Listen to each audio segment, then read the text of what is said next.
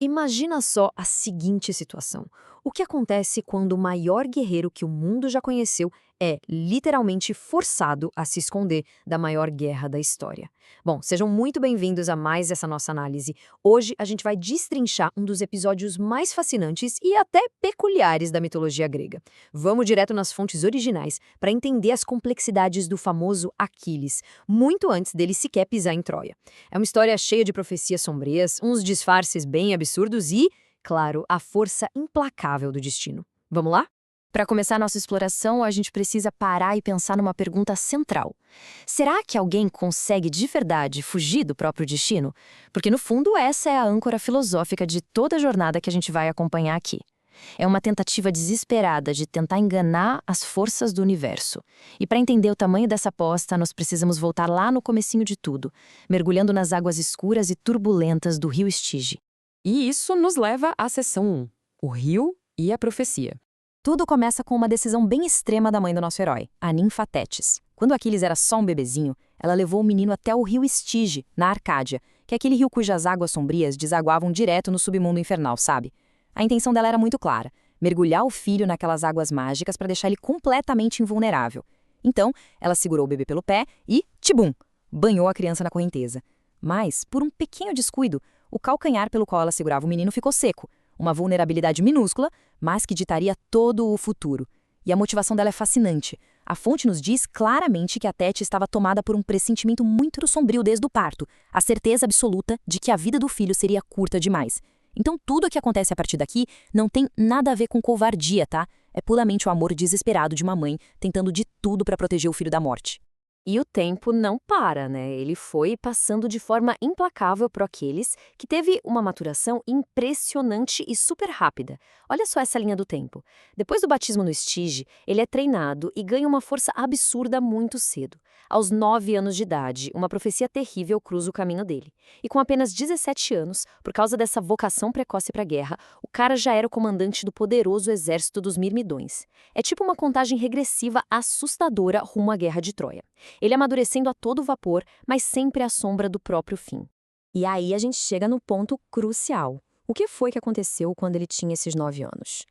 Bom, o adivinho Calcas fez um decreto fortíssimo de que Troia jamais seria conquistada sem a força do Aquiles. Mas ele completou com um aviso de arrepiar. Os pés do herói jamais pisariam o chão da cidade sagrada. Ele desceria ao reino dos mortos muito antes disso. Essa profecia dramática é a grande virada de chave da nossa história. É o ultimato que faz a mãe de Aquiles agir por instinto. Com isso em mente, entramos na seção 2, o plano de Tétis. Quando Aquiles bate nos seus 17 anos, um alvoroço gigantesco toma conta do mundo grego. O troiano Paris tinha raptado a Helena, e o rei Agamenon começa a convocar todos os gregos para uma guerra monumental. A Tétis, sabendo que as profecias do Calcas nunca falhavam, entra em pânico e bola um plano radical. Se o destino do Aquiles é morrer nas muralhas de Troia, a única saída é garantir que ele nunca vá para essa guerra. E, gente, isso cria um contraste maravilhoso, presta atenção. De um lado, a gente tem a criação de um guerreiro sanguinário, treinado pelo centauro Quiron, que comia miolos de leão para dar coragem e de gazela para dar velocidade. Do outro lado, o novo plano da Tétis: colocar esse tanque de guerra humano escondido no harém do rei Licomedes lá em Ciros. Ele passou a usar vestidos femininos super delicados e a passar creminhos da Arábia na pele. É de uma absurdidade cômica, o guerreiro mais letal do planeta vivendo disfarçado no meio de um bando de princesas. Imagina a cena desse disfarce tomando forma. Na calada da noite, perto do porto, a gente tem a Tétis forçando aquele brutamontes do Aquiles a entrar num vestido, com ele corado, morrendo de vergonha.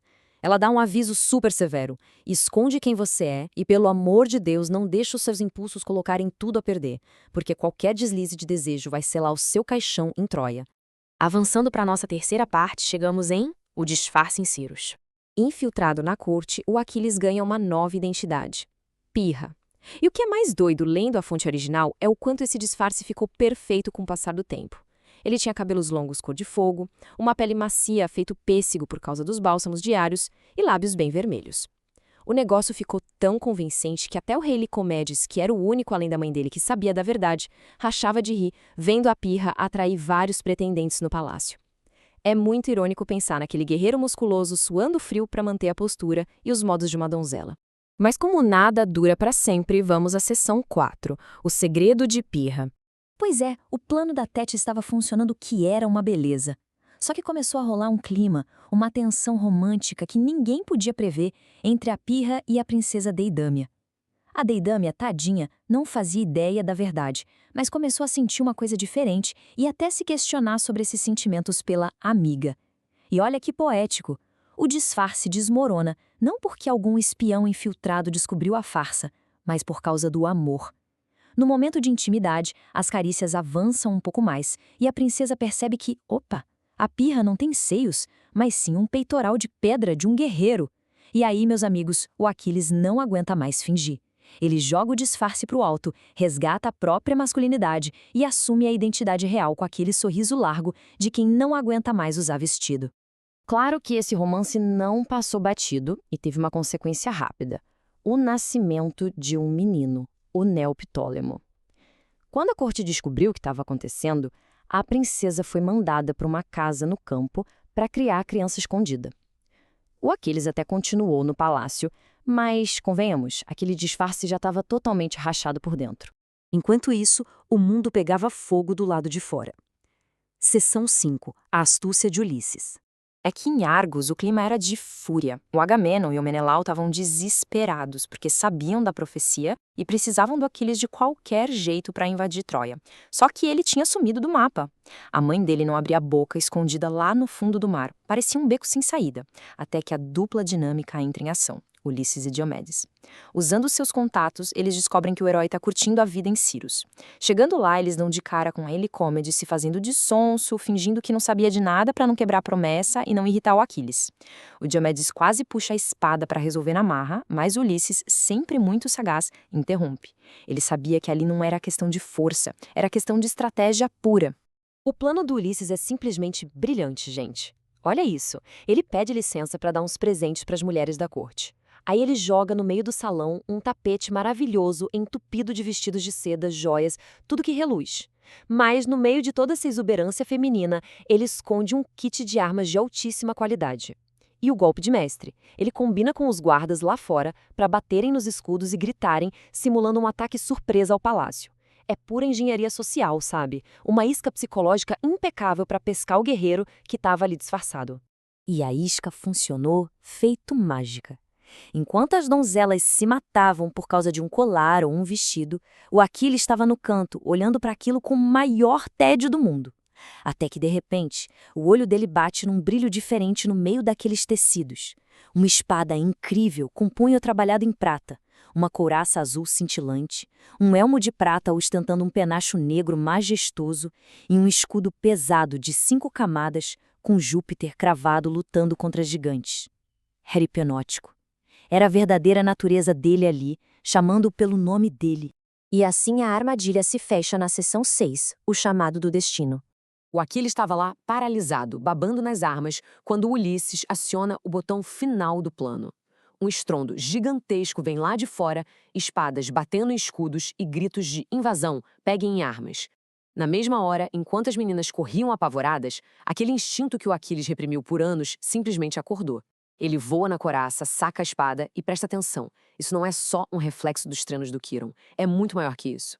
Na mitologia grega, a gente tem a figura das parcas, que são as personificações do destino. Quando Aquiles pega aquela espada, é o próprio destino inescapável puxando ele pelo braço. Rio mágico nenhum e disfarce nenhum teriam força para barrar essa lei do universo. Na mesma hora, o Diomedes aponta e grita: "É ele, Ulisses, olha lá!" O Ulisses nem se mexeu, diz a fonte que ele só abriu aquele sorriso enorme e satisfeito por trás da barba. Acabou. O teatrinho caiu por terra. E o engraçado é que o Aquiles sentiu até um alívio de poder finalmente ser quem ele nasceu para ser. Naquele mesmo dia, ele subiu no navio com eles para Argos, aceitando de braços abertos aquele destino irrevogável que ele passou anos tentando despistar. O que nos traz para a nossa grande reflexão final.